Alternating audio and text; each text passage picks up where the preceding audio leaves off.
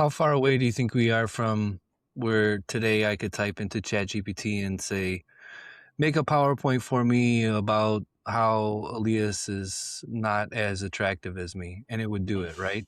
And come up with all Easily. these Yeah, well, reasons I mean, why. AI does hallucinate quite a bit. So How far away do you think we are until one day I could type in, hey, I have this invention and I want to do this, create this circuit board from?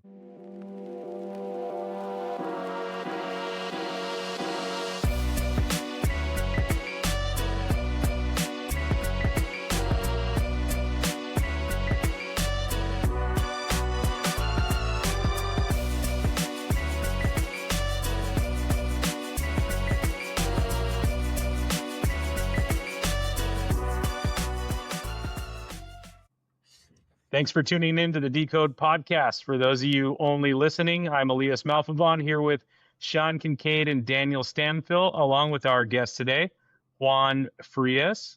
And we encourage all of you who are enjoying what you listen to subscribe, give us a like on YouTube, a follow. Kind of stuff goes a long way to kind of distribute the videos and helps us do what we're trying to do. So without further ado, welcome, Juan. Thank you for joining us. Thank you for having me. It's a pleasure and honor. Well, I'm not sure about an honor. I hope it's a pleasure, but save the honor part. It's too flattering. Juan he's got a lot of letters behind his title. He's a CPCD, a CID, a CID plus. All that adds up to saying that Juan is a PCB designer under current employee with Rivian, and he's got 20 years of experience as a designer. So he designs the stuff that we work on. We put all of our things on in the surface mount PCBA world. So kind of cool to get this kind of perspective and talk to somebody who's sort of way upstream of what our normal workday looks like. So thanks for joining us. Sean, lead us off, bud. What kind of compelling, deep, insightful, thought-invoking question have you prepared for our esteemed guest tonight? Well, I have two questions, but I'm going to get away. I'm going to start off with this one first because this one intrigues me the most. The other one is more of a PCB design I had today that I thought was like really, really cool. I thought you would like that. But the first question I have is your involvement with PCEA. How did you get started with that? And I was just curious, your take on what they're trying to do as far as, because as I know, they're the only ones that are helping out like printed circuit board designers. They have the universities that they're trying to teach at and have those courses. And I was curious to get your take on it because you're on the inside. Okay, of course. I joined, used to be IPC chapters all over the country. The main, the biggest one was, maybe still is, in Orange County here in SoCal. So back then was being the lead is it was Scott McCurdy. I'm talking about over 10 years ago. So I joined that chapter. I was attending the meetings back then. Then at certain point, I believe it was 2020 maybe, is when IPC decided to disband the chapters. So some people start talking about it, and they came with the idea of PCEA and created the association and keep the things going. Scott McCurdy was still there. He was part of the board of directors. He just retired like 2 years ago or so. No, actually a year ago. I was attending the meetings back then. And then on 2019, I met Steph Chavez on my CID Plus certification. He was my instructor. So I got more involved, more interested on the industry, and I started attending PCB West in 2019. It was my second time, actually. My very first time was on 2010, a long time ago. But it was the only one because I was living in Mexico still. So it was really hard for companies down there to send people all the way here, especially to the Silicon Valley area. That is kind of, difficult for companies to pay for that kind of expense. So being here in the U.S. make things easy because it's just 1 hour flight from LA. So it's kind of closer. And I've been involved with PCA for from the very beginning, which is 5 years ago or so, 6 years ago, I believe. And as of last year, I became part of the board of directors as well. And always happy I'm running the chapter along with a couple more friends here, Armando and Terry, in SoCal, Orange County. And we have meetings every 3 months or so. So always getting involved. I like attending the shows, mainly here in California. And, always willing to help people, to get, more people, of course, because networking connections, is the foundation on everything here, because you don't need to know everything, but it's good for you to know people who knows what you are looking for, what you need to, right? So for instance, you guys, I know I can just reach out to you and know about boards, assembly, stencils. So this kind of help it can be easy to find, but if we don't know the right people, we might get the wrong answer. Yeah. They have a a class down at Wayne State that they started up a couple years ago, and it was really cool. My son was being born, so this was probably about 4 years ago. But they called me and they wanted to have me come down to the class, and it wasn't just about the circuit board design part, right? That was the main feature of it. But they had my buddy Yash Sastiria, who was manufacturing circuit boards, and then they had me for the assembly side come in, or they wanted me to come in. My son was being born though, so it was bad timing. But we were going to come in and talk to the students about, hey, when you design this way, this is what actually happens in the manufacturing side of it too. So it wasn't just, here's some papers and here's some notebooks and this is how you, get this value to do this and read that. It was actually trying to involve the students into the next phase of like taking this idea that you have and making it a reality, which was really cool. Okay. I like what you said there, Juan. And I think the phrase, it's not what you know, but who you know. I feel like that kind of carries a negative connotation, right? Like you have to be like, have this crony network to get a leg up. But the way that you explained it, you don't have to know everything, but if you know the people who have the knowledge that you are missing, then you're a complete entity. So that's a good way to put it. And yeah, I think we all came to meet you attending trade shows, maybe it was at DesignCon, Daniel, that we first met with Juan. But I've, being in the Southern California area, I've had the chance to, rub shoulders with you a bunch of times at some industry trade events. I met Juan first at PCB West. No big deal. Daniel, your mic's not working. We'll just edit that out.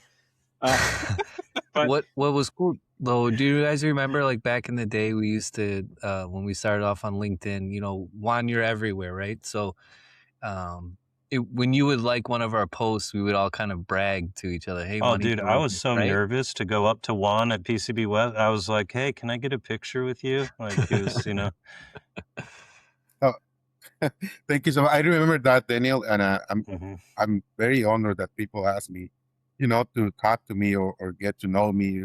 It's an honor. I'm always happy to connect with people. And remember, we are in the same industry, always willing to help people because that's what the networking is for, right? So again, it's an honor. I'm open all the time for anyone who wants to connect, especially some people like you guys. So speaking of the industry, like you've been in it 20 years, how did you get started? What was the starting point that got you interested in electronics and had you choose this as a career path? Okay, that it was back in '98 when I started college, electrical engineer. Back in Mexico, it's called electronics. So, and then a year later, started working in a small shop. I'm pretty sure Sean is going to be familiar with this. The small shop back then, making boards, 1 and 2 layers.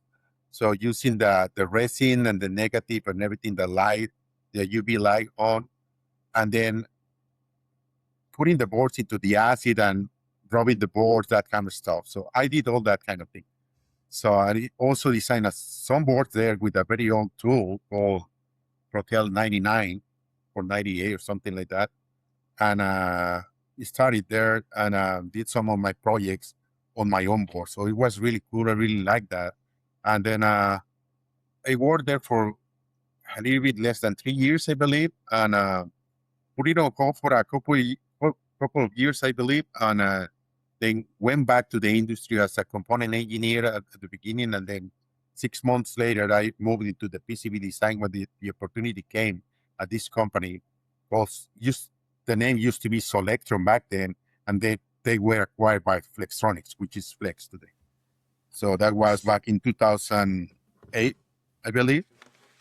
So, and I did just, keep working on this, always learning new things.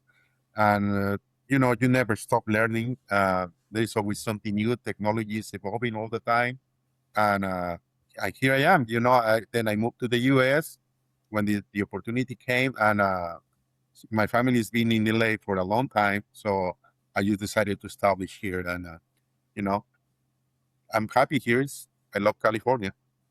Did you say component engineer, like you were designing ICs and stuff like that, or what? No.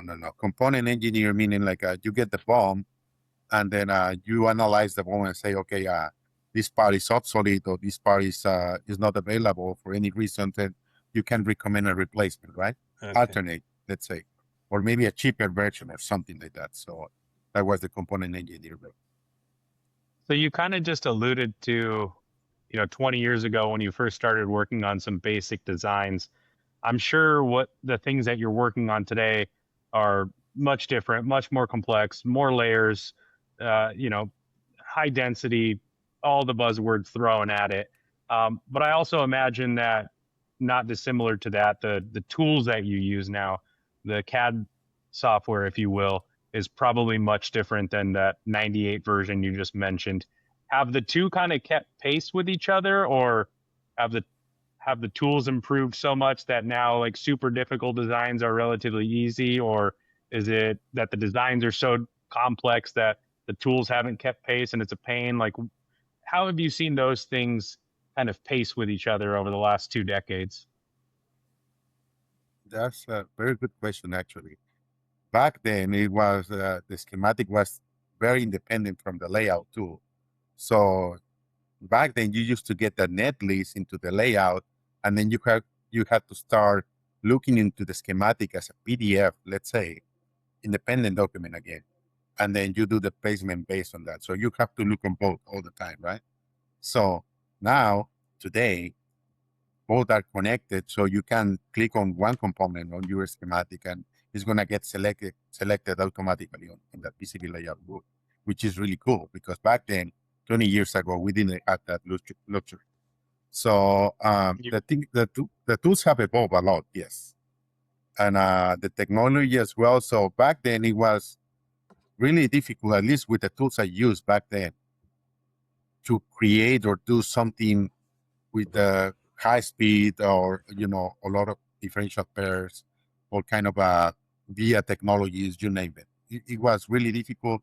I would say maybe even impossible, because the technology wasn't there. So the need didn't exist back then. So now the need is there. So the tools have to evolve if they want to keep up with the industry, of course. Now they have what I call the rat's nest because of the schematic, and that where before it was kind of clean, you kind of had to manually place everything. Now when my EE, he'll make a schematic up, throw it up into his layout program software, and I look at that thing and I'm like, how are you gonna get this? Because it's like just web everywhere, lines everywhere. It's crazy looking. Is that how it starts out with auto routing, or was that like selected, or what is auto routing? To be honest, I tried a couple of times in the past, realized it didn't work on the tools back then. So I just gave up and stopped using it, because it wasn't very good at it. So, I mean, the tool itself.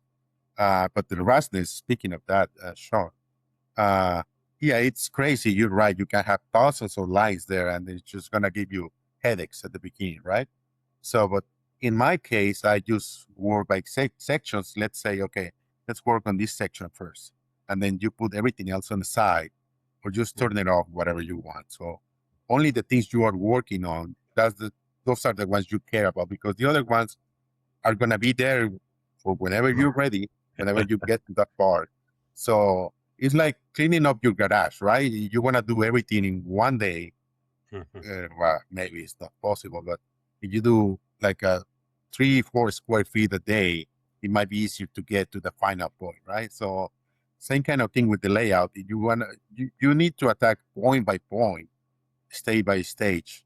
You want to succeed. And remember, nothing is final until you are completely done, because something you did today, let's say you continue working for a week or two on placement, you might undo whatever you did today 5 days from now, because there is a new need, there was a change on mechanical constraint or something. So that layout is always evolving. It's not final until it's final. And sometimes even after that, you might even send the Gerbers today and tomorrow they come with we have a new change. So again, it's always evolving. Yeah, you need to be patient and be organized in terms of, okay, you do what you can and be always open to change, of course. How far away do you think we are from where today I could type into ChatGPT and say, make a PowerPoint for me about how Elias is not as attractive as me, and it would do it, right? And come up with all Easily. these Yeah, well, reasons I mean, why. AI does hallucinate quite a bit. So How far away do you think we are until one day I could type in, hey, I have this invention and I want to do this, create this circuit board for me? How far away do you think we are from that type of prompting and AI and stuff like that in PCB design? Well, my experience so far with what I've seen is that it can do something, but you still need to work it out. I mean, if we're talking about something very simple that is going to take 3, 4, 5 days or something, you need to give a lot of instructions there, right? The right commands, the right prompts. So about 20 years ago, when I was starting mainly on the tools, I remember this place I was, we were assisting some kind of college there back in Mexico. They used to spend like a week putting in constraints into the tool so it can do a layout with 40, 50 components or so. So they spend like 3-4 days putting constraints for a layout that could take 2 days. Wow. You do it from scratch.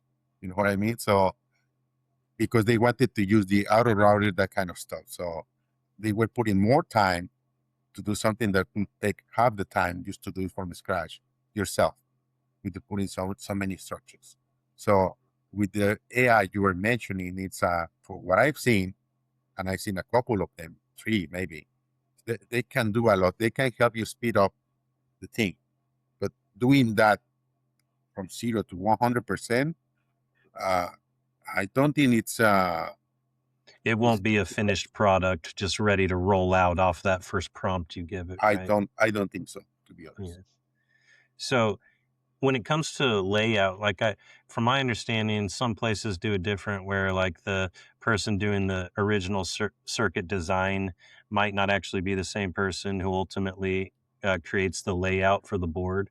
Sometimes it is the same person, but how much can a poor layout affect performance of the design, or does it matter? Yes, of course, because you have to do a lot of work on the back end and the front end later on, of course, and before committing to something. Let's say you're gonna do a high power board, right? So you cannot just commit to using half an ounce or something like that. Even 1 ounce, it depends on the power what you're dealing with. So you need to do some kind of study to see that copper thickness is going to work for you or not. Because I mean, the tool is going to let you do anything, but again, you need to be aware that, okay, it might not be a good idea to do this here because we want to have a problem for X number of reasons, right? Also, talking about the layout person has to talk to everyone around that, this person. So, and the double E's, the mechanical engineers, the manufacturing engineers, sometimes the quality engineers, and of course, the hub house, I mean the breadboard hub house, sorry, and the assembly house. So it's like 6-7 entities there that you make a mistake on something that might give you a problem later on, right? So you're gonna get TQs, that kind of stuff. So you have to be very, very put a lot of attention to every single detail. So and that comes with experience, because I remember back then I just believe, okay, as long as you do this, you're good. Or the stack of just FR4, that's it. You don't need to worry about anything else.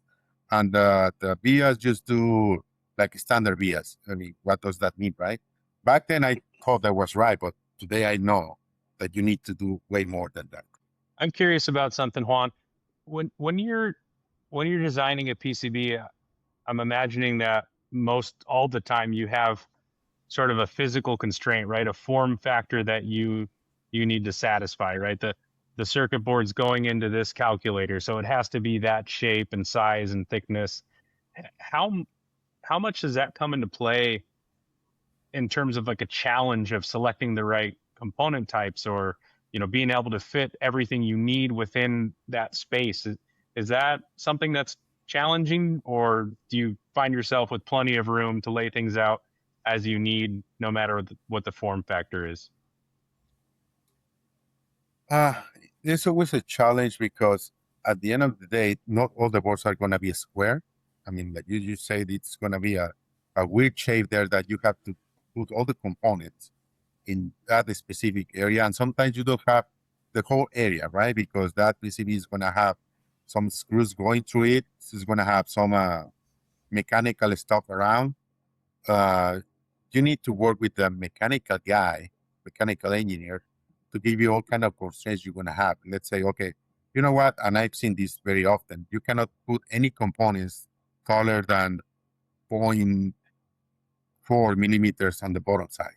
Wow. I mean, that's what it is, right? I mean, that means only 0402 can be there or something like that. So you need to work with your mechanical guy to establish what you can or you cannot do. Okay. And sometimes actually all the time, you're going to have very specific locations for a connector, or even an IC, or some big capacitors, or anything that goes there, right? So, and then that's when manufacturing comes into play here, because, okay, you're going to have two whole parts. Okay, remember, you cannot have a SMD pad right next to a two-hole pad, because that's going to become a problem later. I mean, the tool is going to let you do it, but you need to know that that's going to be a problem in manufacturing.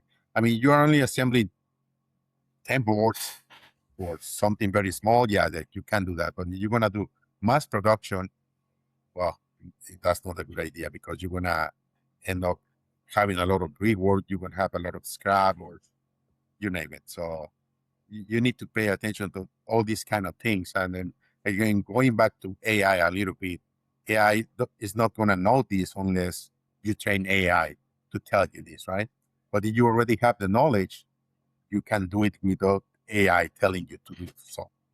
Well, and there can be some complex decision making that's involved beyond just like, so for example, I saw a post recently, I think his name's Aaron Dahlen from DigiKey. He had this picture of 3 resistors in series, and there was a discussion on why you would do that versus just using one resistor, a larger resistor with, it'd be a larger form factor, and why you might choose to break it down into 3 smaller ones that add up to the same value. And there were a lot of different considerations there, like heat dissipation, even as far as you might already have that smaller resistor on your bill of materials, and if you can eliminate adding another BOM item by just using 3 of them instead of one larger resistor, if it was going to be a one-off to put that larger one there, that you might make those kind of trade-offs when you're deciding what components to use. So how often are you trying to manage those kind of considerations in circuit design, like component availability and different configurations that might be more beneficial when it comes to assembly or purchasing or whatever. I've seen these kind of cases when the specific value they're looking for is not available or it has a long lead time, right? So we need to release something by a week from today, right? So let's say the specific value you are looking for is not there and it won't be available for the next 2 or 3 months, right? So, okay, you can achieve the same value by putting 3 resistors like you just mentioned instead of 1, right? So also sometimes you are looking for a specific value for a capacitor, but it's not available because it's not the standard. So you can come up with putting 2 capacitors in parallel, meaning soldering one capacitor on top of the other and achieving that value, right? So this is accepted by IPC, at least as of last year. I'm not sure if that changed recently, but it is accepted there. So you can do that. And that's going to give you what you are looking for by doing some kind of fixes, let's say, or it's not tricks because it's totally valid and it can be achieved. I'm pretty sure you Daniel, Sean, you see this all the time on the assembly line because that's the only way to achieve these kind of things they're looking for. So Yeah, sometimes a toothpick has to come out. that's true.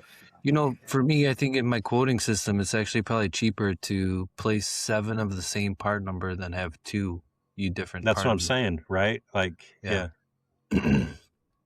Just because of the speed of the pick and place. And loading feeders and extra program. I mean, all it adds up the different Unloading feeder factors. too. But yeah, that I totally agree with you guys. However, on the design side, you don't have the luxury of space. That becomes a problem, right? Yeah. Yeah. Yeah, especially when you start talking about, you got a board in here, or the things that go inside of them have, right? I mean, the stuff in our ear, it's like, how do you, and there's not, it's not like there's nothing going on. There's something that's accepting charge and, Bluetooth and Wi-Fi. It's so much condensed. There's not going to be a lot of 1206s in our earbuds, right? Like, yeah, exactly. Yeah, it's interesting. Have you gotten into any of the micro LED world at all? Those are that seemed to be like the hot craze about 2 years ago for me. I was just wondering if you're seeing any of that going on as well. Still, like 0105 and smaller, or it was what's micro? 0105 pads. Remember, I was having that printing issue for a little bit. 0201 body.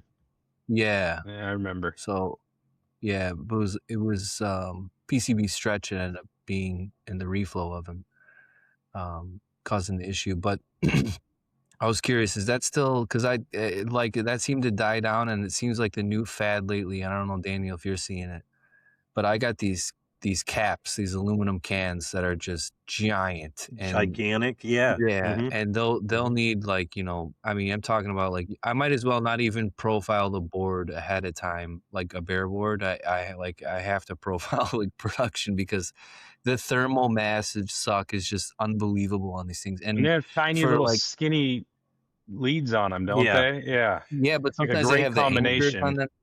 There's some of the anchors on them, and then also what I probably used preforms once in 4 years, and then the last 2 years it's like preform city around here because you need so much pace for that stuff.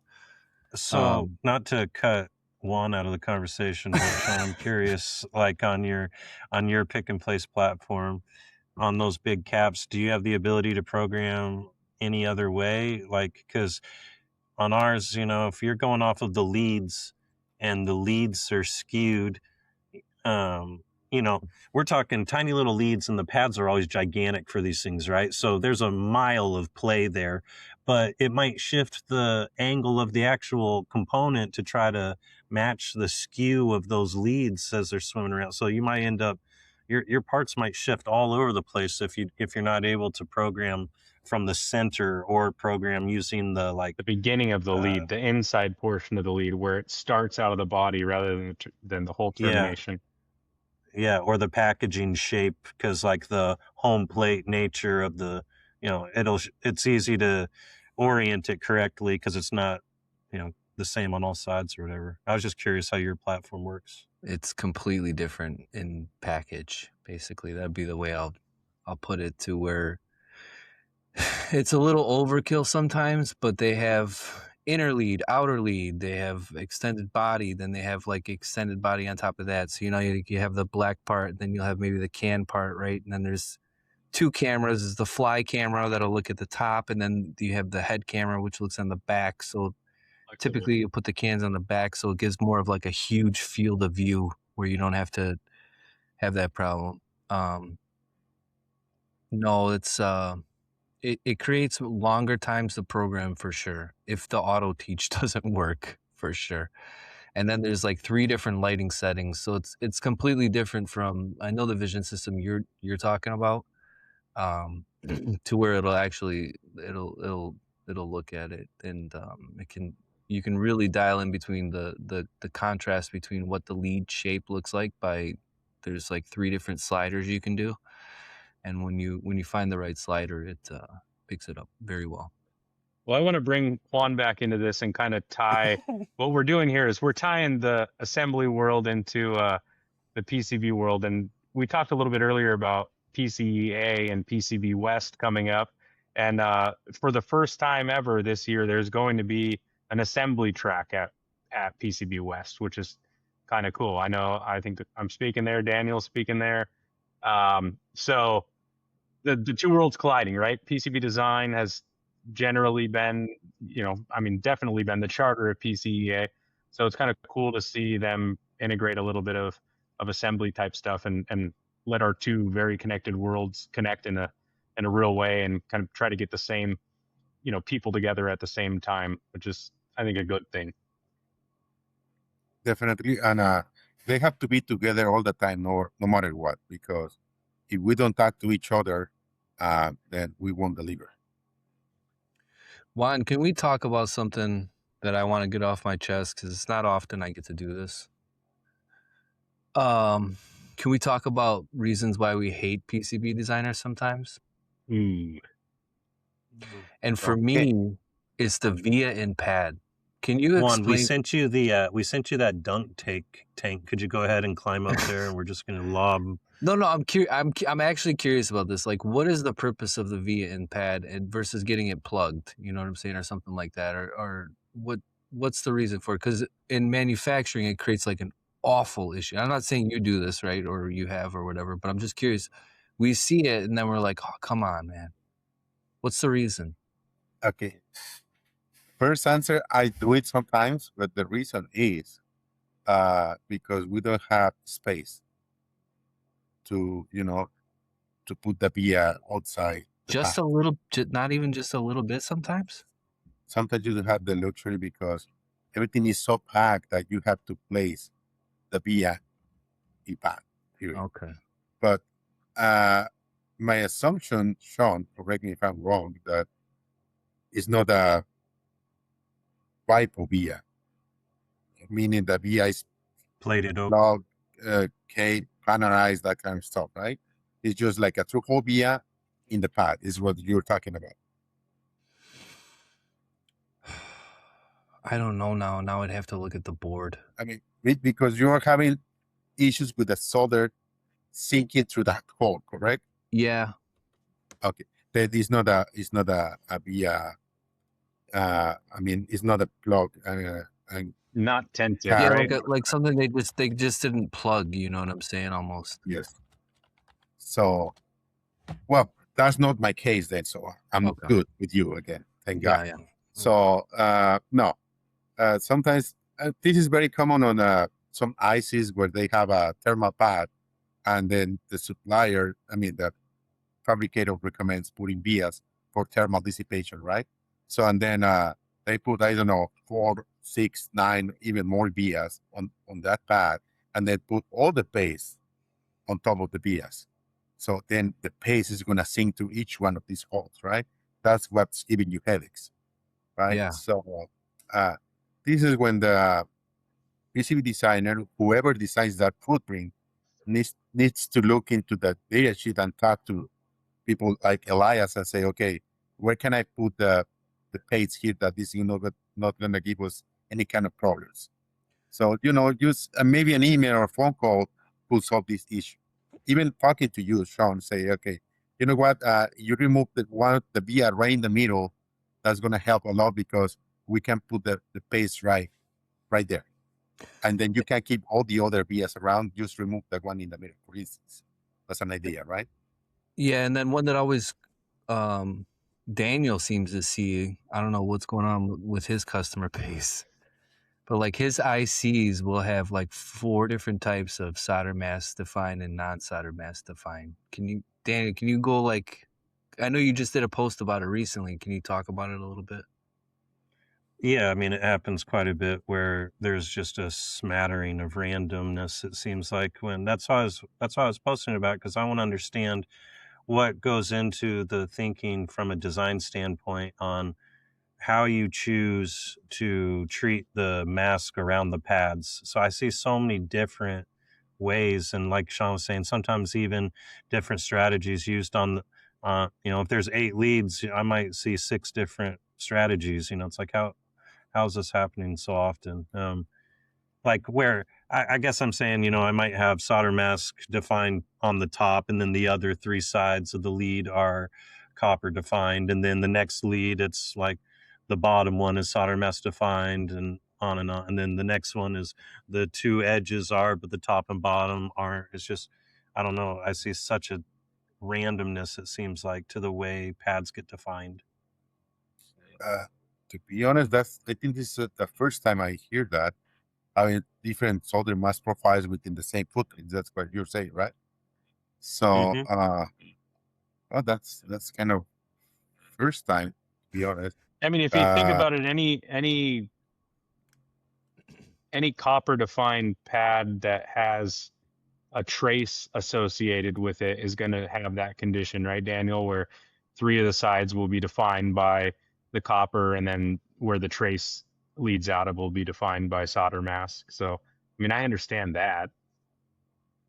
Yeah, that's kind of tricky, to be honest. My only guess is that it's a very fine pitch part, for instance. Maybe that's not the case, but it's a fine pitch part. What you're trying to do is have some kind of a solder mask between the pads, so there is no solder breach, right, on the assembly. I mean, that's the only thing I can think of, to be honest. But even there's still solder resist in between, even when there isn't mask definition there. So I don't like, it's not just a blank, wide open gang opening in the mask like I've seen from certain board suppliers in the past. So this is just a wild guess, Daniel. So when I build footprints, I noticed that there is a way, it's very different sources out there. I'm not going to name any, but it's the footprints are there. And even when you get it from the tool itself, or you can just, because you don't have the time or you have the time, but you are lazy, that will happen too, that you just go ahead and grab the footprints from different places, right? So that's going to be different people who build these footprints, but you don't take the time to check these footprints. You can run into that. You wouldn't have I don't know, 200 different parts, and there's going to be maybe 10 different sources for these parts. Maybe one guy likes doing like a 1-to-1 solder mask in the pads. There's another guy who does like 4 mills openings, which is very standard. And there is a guy who likes solder mask defined pads, right? So you're going to deal with this because nobody bothered to spend some time checking these footprints, making sure they're good. And they just throw it there and start designing around it. And then, well, that's later on they say, okay, here are the Gerbers. It's not my problem anymore. Now, whoever is going to build this board, they have to figure it out, right? In this case, you guys. Yeah. So, and then they'll blame the stencil. Yeah. Oh, blame the stencil, of course. Well, I was actually looking at one of Elias's stencils today, and there was a square block just isolated by itself, and I was like, why would somebody just want one pad, And it's kind of like, I was talking to the operator about it, and he's like, I don't know. And it reminded me of when I was doing PCB Fab. People would send me these weird, Gerber files, right? And maybe they just wanted a complete gang opening around an IC or something like that weird, right? And I would just manufacture it, right? Like, hey, this is what you sent me, this is what you want, right? And then I'd give it to them.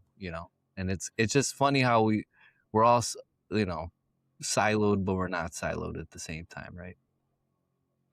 Yes, exactly. Well, we really appreciate your time, Juan, and coming on and kind of giving us a little bit of behind the curtains into how these little green things that we put stuff on are conceived and made. So if people want to kind of follow your work, I know you're pretty active out and about at the trade shows and somewhat on LinkedIn. What's the best way that they can connect with you? Just send me an invite on LinkedIn, and I'll be happy to accept it and start, talking and engaging with people there. Of course, and I'll be happy to meet anyone in person at the shows, either here in And- SoCal or PCB West, of course. And even if your wife needs a ride, and you can't get away, but Juan has his car there, like he's happy to help. So he's a good guy, stand-up guy. What's the story behind that one? I don't even know that one. Oh, you don't know that one? No. That was SMTA LAOC. Yeah. I brought Jessie with me and her family. She was meeting some of her family there, and Juan Not was. Anaheim, no. I What was part about are you to put her in an Uber, and Juan was like, "Why would you do that? Like I can give her a ride." So she said to say hi, by the way. Wow, that was nice of you, Juan. Thank you. He's a good guy. Did say Daniel hi give you back like to them. $20 for gas or anything? Did he offer? Nothing. He didn't even No say food, thank no you. dinner? Wow. When Juan She did. got Not back done in, it. he was like, "What took so long?" Yeah. I kid. Well, thank you again for tuning in. Please do follow us on YouTube or your favorite podcast platform. We also want to let you guys know that we will be running it back at SMTAI for the third or second time, I think. Second with a booth, third Second time with a in booth, person. third with all Yeah. of us being there. So we're super stoked to get back to Rosemont. SMTAI is going to be in October this year, the 25th through the 29th. So check that out, get registered. And if you're going to be there, be sure to stop by and say hello to us. Thanks for tuning in, and we'll catch you next time on the Decode Podcast. See you next time. Thank you so much, guys.